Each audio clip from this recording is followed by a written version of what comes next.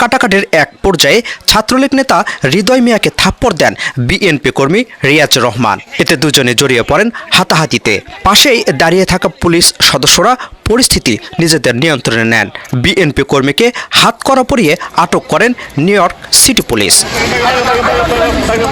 আহত ছাত্রলীগ নেতাকে চিকিৎসার জন্য হাসপাতালে নেন এনওয়াইপিডির সদস্যরা। আমাদের ছাত্রনেতা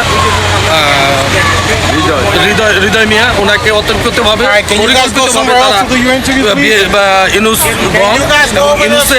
সন্ত্রাসী বাহিনী এসে হঠাৎ করে তাকে আক্রমণ করে এবং তার মানিব্যাগ থেকে তার টাকা পয়সা এবং মানিব্যাগ, মোবাইল, ওয়ালেট কি নিয়ে গেছে চিন্তাই করে তারা। আসলে তারা এটা কেন করলো? জাতিসংঘের সামনে বাংলাদেশের ভাবমূর্তি নষ্ট করছে এবং আজীবন তারা জাতিসংঘের পুরো পৃথিবীতেই বাংলাদেশের ভাবমূর্তি নষ্ট করছে।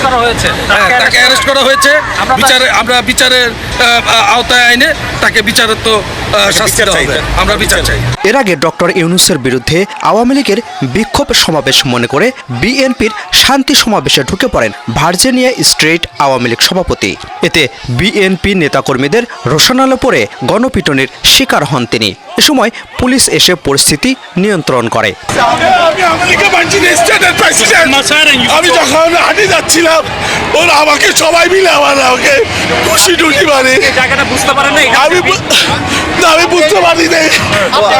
আমি বাংলাদেশের ফ্ল্যাগ ছিল আমার। আপনি ভুলে চলে আসছেন? বাংলাদেশের বিএনপির অবস্থান ছিল, আপনি বুঝতে পারেননি? না।